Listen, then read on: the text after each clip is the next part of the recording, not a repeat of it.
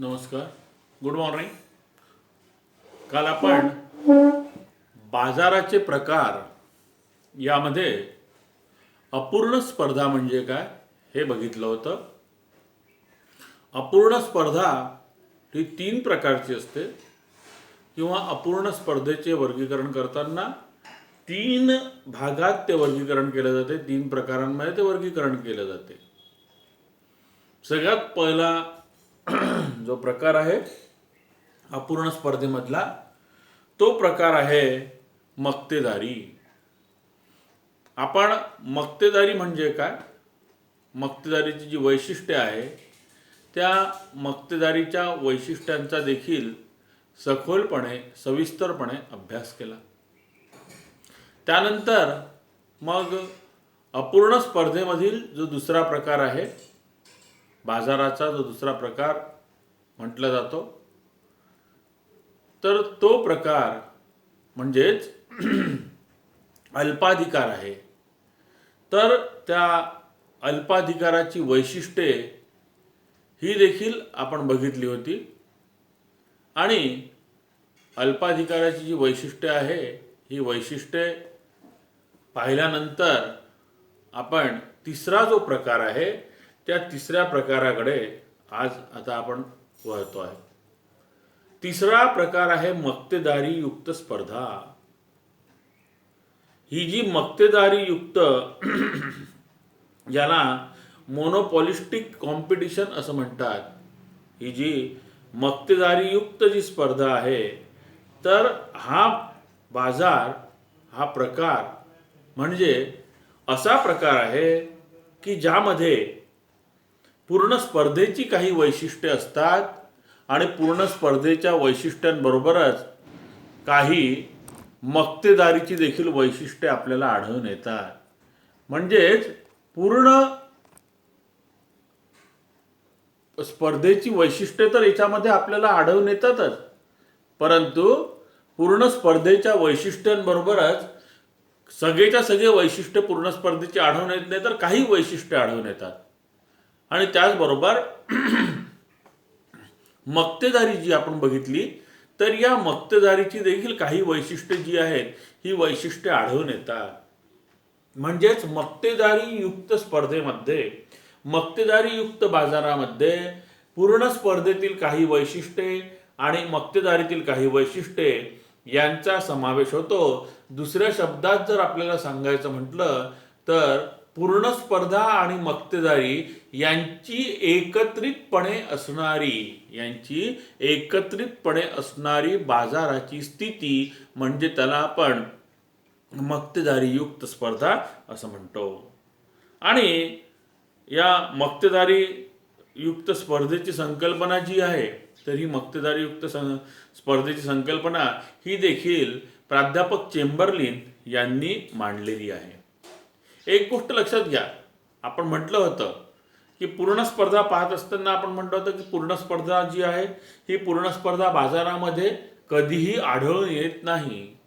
त्याचप्रमाणे मक्तेदारी ही सुद्धा शुद्ध स्वरूपाची जी मक्तेदारी असेल तर ही सुद्धा बाजारामध्ये आपल्याला नेहमीच आढळून येते किंवा आढळूनच येते असं नाही, परंतु मक्तेदारी युक्त जी स्पर्धा आहे ही मात्र बाजारामध्ये आढळून येते. म्हणजेच दुसऱ्या शब्दात सांगायचं म्हणजे मक्तेदारी युक्त स्पर्धेचे अस्तित्व हे बाजारामध्ये आढळून येते आणि प्रत्यक्षपणे आपल्याला बाजारामध्ये ही स्पर्धा आढळून येते. प्रत्यक्ष व्यवहारात आढळून येणारा बाजाराचा हा प्रकार आहे. कोणता प्रकार आहे? मक्तेदारीयुक्त स्पर्धा. तर ही जी मक्तेदारीयुक्त स्पर्धा आहे ही स्पर्धा म्हणजे काय आणि मक्तेदारीयुक्त स्पर्धेची वैशिष्ट्ये कोणकोणती आहे त्याचा आज आपण विचार करणार आहोत.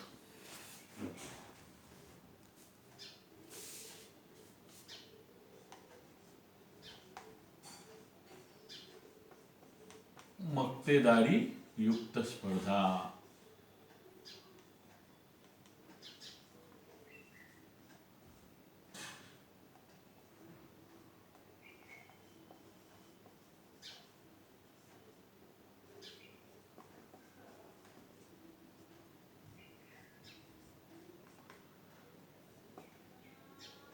मोनोपॉलिस्टिक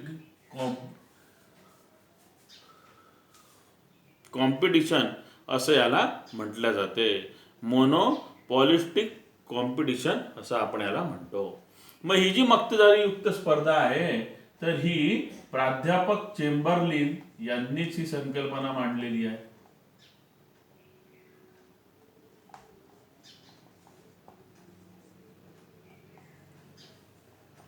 प्राध्यापक चेंबरलिन यांनी मक्तेदारी युक्त स्पर्धेची व्याख्या करताना त्यांनी मक्तेदारी युक्त स्पर्धेची जी व्याख्या आहे ही मक्तेदारी युक्त स्पर्धेची व्याख्या करताना असं म्हटलेलं आहे की मक्तेदारी युक्त स्पर्धा म्हणजे अशी स्पर्धा, मक्तेदारी युक्त स्पर्धा म्हणजे अशी स्पर्धा की ज्यात अनेक विक्रेते, ज्यामध्ये अनेक विक्रेते अगदी जवळचा पर्याय असलेल्या परंतु पूर्ण पर्याय नसलेल्या वस्तूंचे उत्पादन करतात. पहा आता व्याख्या पहा, म्हणजे एक गोष्ट लक्षात येईल. चेंबरलिन यांनी असं म्हटलेलं आहे की मक्तेदारीयुक्त स्पर्धा अशी असते की ज्यामध्ये अशी स्पर्धा आहे की ज्यामध्ये अनेक विक्रेते आहे. अनेक विक्रेते काय आहे तर अगदी जवळचा पर्याय असलेल्या परंतु पूर्ण पर्याय नसलेल्या वस्तूंचे उत्पादन करतात. त्याला मक्तेदारीयुक्त स्पर्धा म्हणतात. आपण पहा, सगळ्यात पहिली अपूर्ण स्पर्धेमधली जी स्पर्धा बघितली ती होती मक्तेदारी स्पर्धा. मक्तेदारी बाजार म्हटलं होतं त्याला. त्यामध्ये काय होतं, एकच विक्रेता होता. त्यामध्ये काय होतं, एकच विक्रेता होता. दुसरा जो आपण बाजार बघितला तो होता अल्पाधिकार. अल्पाधिकारामध्ये काय होतं, काही विक्रेते होते. म्हणजे पहा, मक्तेदारीमध्ये एकच विक्रेता होता, अल्पाधिकारामध्ये काही विक्रेते होते म्हणजे अल्प होते. परंतु या ठिकाणी मक्तेदारीयुक्त स्पर्धेमध्ये काय आहे, मक्तेदारीयुक्त स्पर्धेमध्ये अनेक विक्रेते आहे. विक्रेत्यांची संख्या आता मोठी आहे. म्हणून म्हटलेलं आहे पूर्ण स्पर्धेमधले काही वैशिष्ट्य या ठिकाणी आढळतात. पूर्ण स्पर्धेमध्ये अनेक असंख्य विक्रेते आहे. तशीच मक्तेदारीयुक्त स्पर्धेमध्ये अनेक विक्रेते आहेत आणि हे अनेक विक्रेते अगदी जवळचा पर्याय असलेल्या परंतु पूर्ण पर्याय नसलेल्या वस्तूंचे उत्पादन करत असतात. म्हणजे हे अनेक विक्रेते काय करतात आहे तर अनेक विक्रेते उत्पादन करत आहेत. अर्थात ते अशा वस्तूंचं उत्पादन करतात की त्यांचे उत्पादन हे एकमेकांना जवळचा पर्याय असेल. त्यांचं जे उत्पादन आहे हे उत्पादन एकमेकांना जवळचा पर्याय असेल अशा वस्तूंचं ते उत्पादन करत असतात. आणि अशी जी स्पर्धा असते, असा जो बाजार असतो तर त्याला आपण काय म्हणतो आहे, त्याला मक्तेदारीयुक्त बाजार असं म्हणतो आहे. मग याची आपल्याला वैशिष्ट्य पाहायची आहे. पहिलं वैशिष्ट्य आहे अनेक विक्रेते.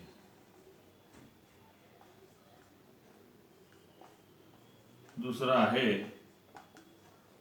असंख्य ग्राहक. अनेक विक्रेते आपल्याला मक्तेदारीयुक्त स्पर्धेमध्ये आढळून येतात. अनेक ग्राहक त्या ठिकाणी असतात, असंख्य ग्राहक असतात. नंतर वस्तुभेद होतो.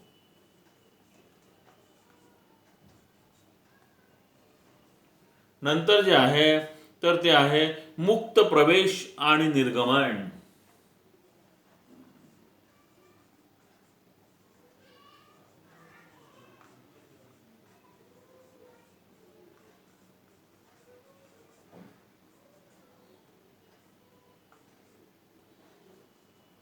मुक्त प्रवेश आणि निर्गमन. त्याच्यानंतर आहे विक्री खर्च.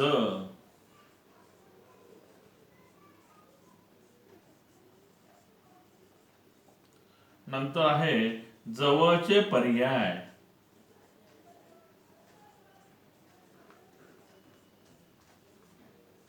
आणि त्यानंतर आहे गट एक संकल्पना.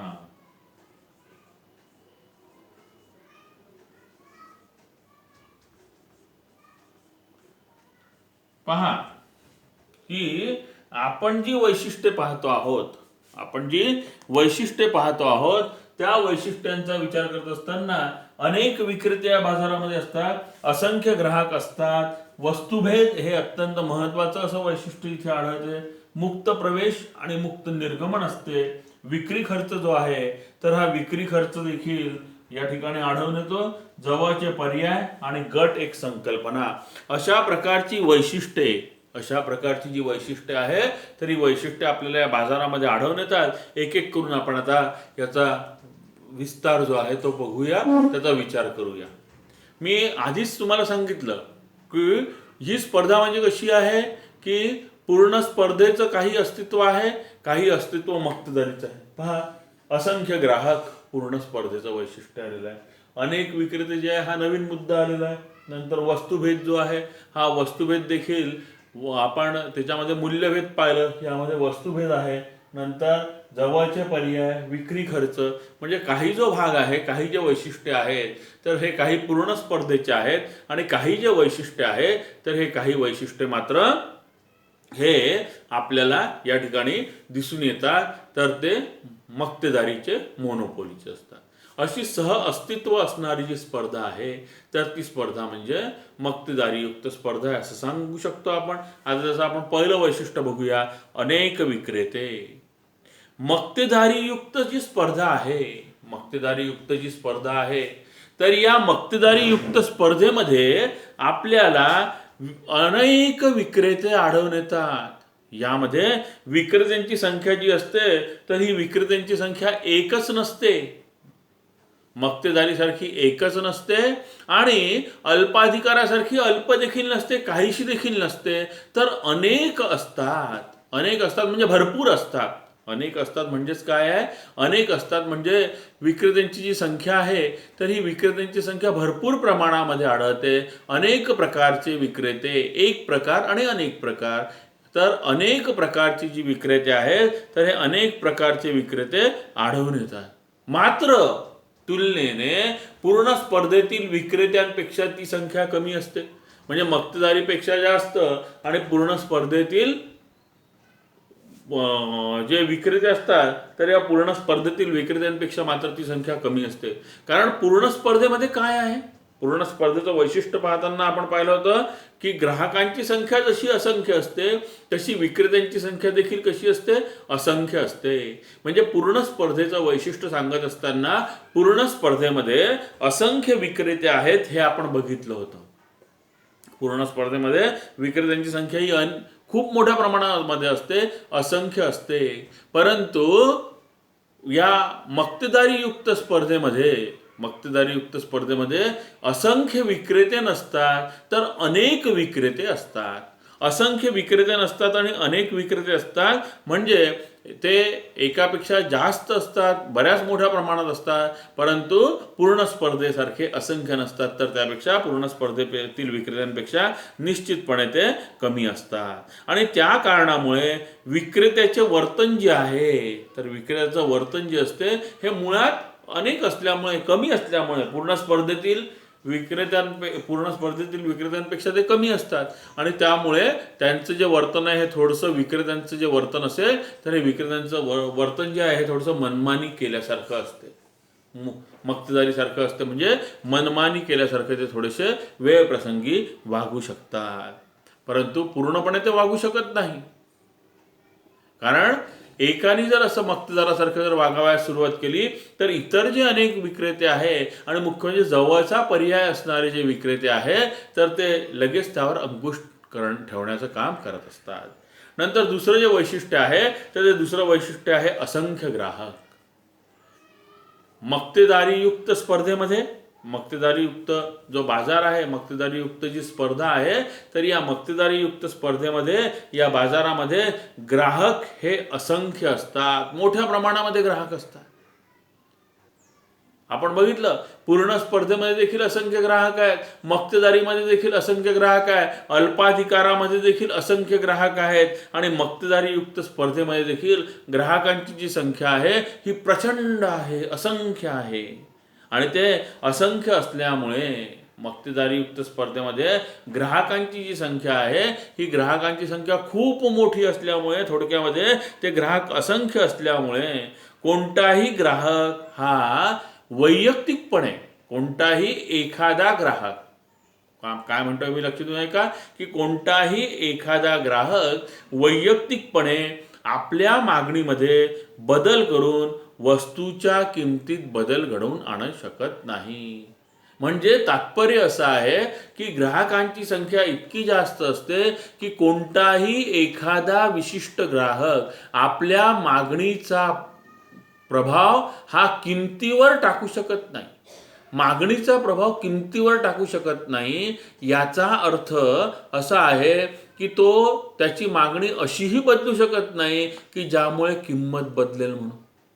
म्हणजे कोणत्याही एका ग्राहकाचं, थोडक्यामध्ये काय आहे की कोणत्याही एका ग्राहकाचं विशिष्ट असणारा जो कोणता ग्राहक असेल तर त्या ग्राहकाची जी मागणी आहे तर त्या ग्राहकाची मागणी ही त्या तुलनेने अल्प असते.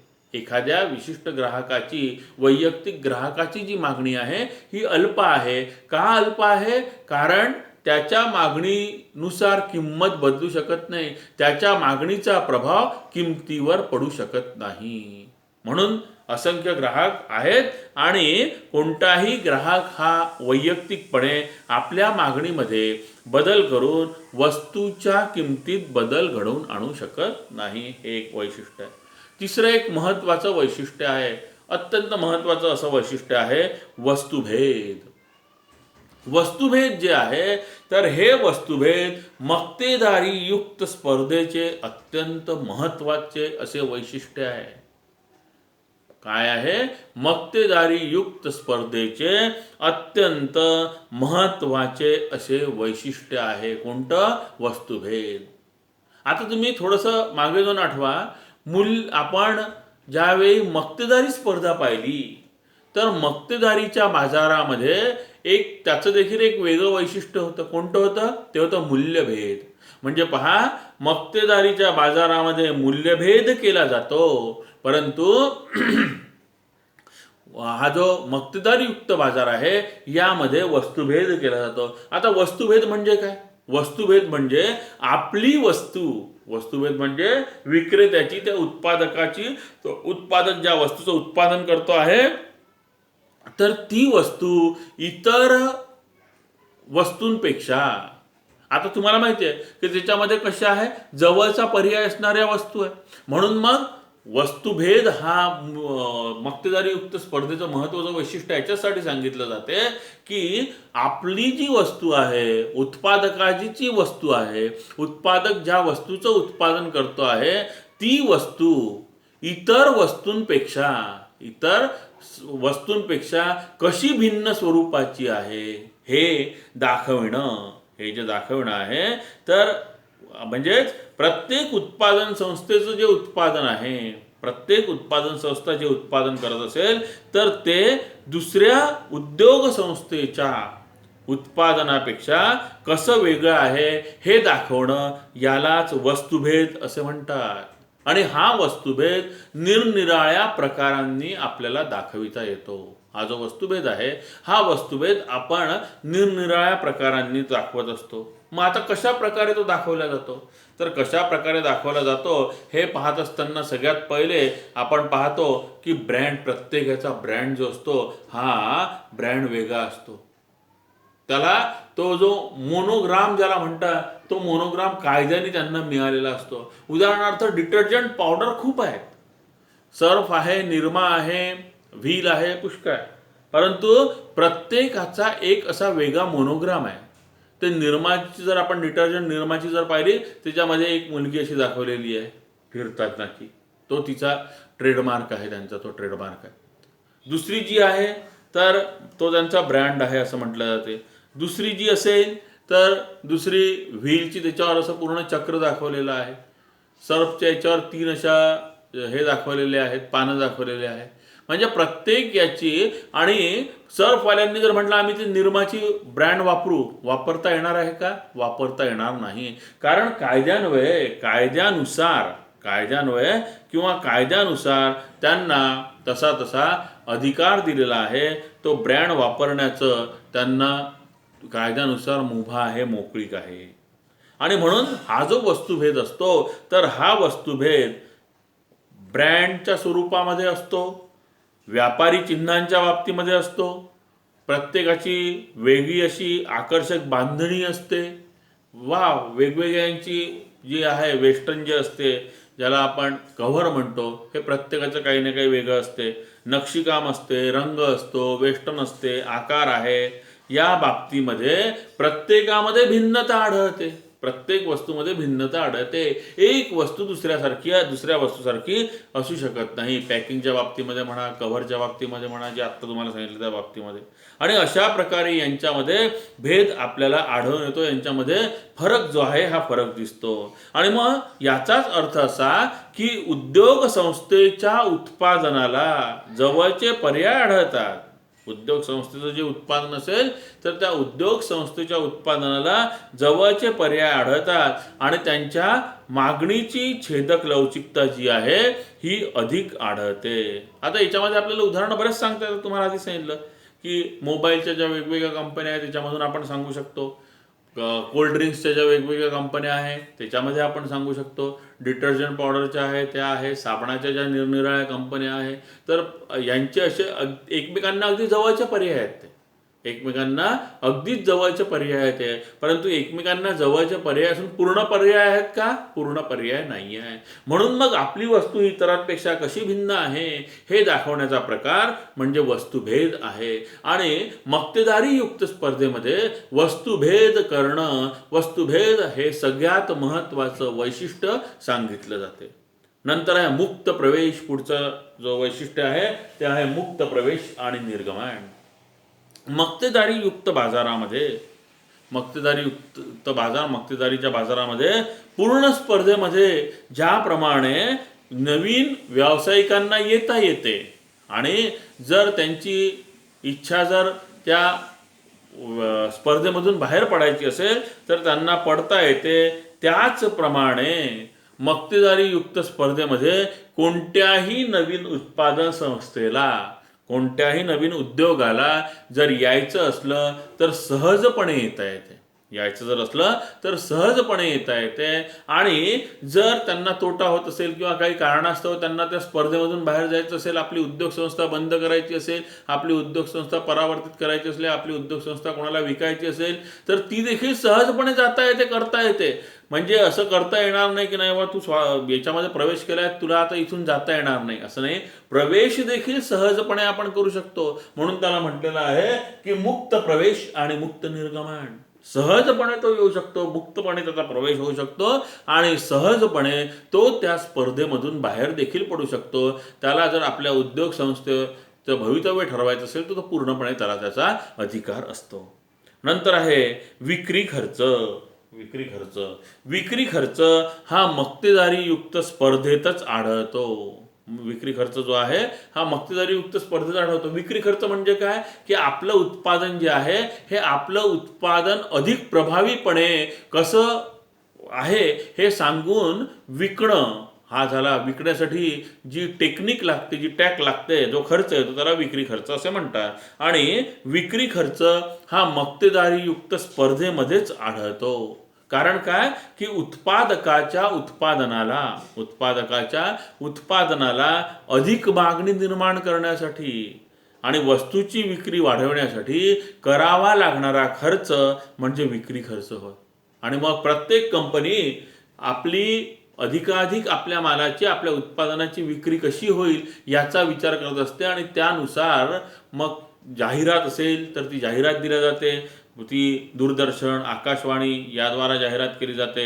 फलक जाहिराती केली जातात, कुठे प्रदर्शनं लावले जातात, कुठे मोफत वस्तू. आपल्याला माहिती आहे, आपण पाहतो आता खूप स्कीम आल्या आहे. 10% जास्त, 25% जास्त, 10 रुपये कमी, मोफत नमुना वस्तू, 1 पे 1 फ्री, 2 पे 1 फ्री असं जे असते. तर हे आपली विक्री वाढवण्याची टेक्निक आहे आणि त्या पद्धतीने ती केल्या जातो. तो विक्री खर्च त्याच्यामध्ये आढळतो. नंतर आहे जवळचे पर्याय. मक्तेदारीयुक्त स्पर्धेत वस्तूंना अगदीच जवळचे पर्याय उपलब्ध असतात. विविध कंपन्यांचे साबण जे आहे ते आहे, शीतपेय जे आहे ते आहे. आणि नंतर आहे गटसंकल्पना. मक्तेदारीयुक्त स्पर्धेत चेंबरलिन यांनी उद्योग जो आहे तर या उद्योग संकल्पनेऐवजी गटाची संकल्पना वापरलेली आहे. एक जिन्सी वस्तू ज्या असतात तर या एकजिन्सी वस्तूंचे उत्पादन करणाऱ्या संस्था ज्या आहेत त्यांचा असा समुदाय जो आहे, तर हा समुदाय एकत्र येतो आणि एखादी संघटना स्थापन करतो. उदाहरणार्थ औषध उत्पादित करणाऱ्या संस्थांचा समूह आहे, पेट्रोलियम हे आहेत ONGC जे आहे, तर ONGC ही एक संघटना झालेली आहे, ती गटसंकल्पना झालेली आहे असं आपण सांगतो. अशा प्रकारे मक्तेदारीयुक्त स्पर्धा जी आहे, या मक्तेदारीयुक्त स्पर्धेची वैशिष्ट्ये ही आपण सांगत असतो.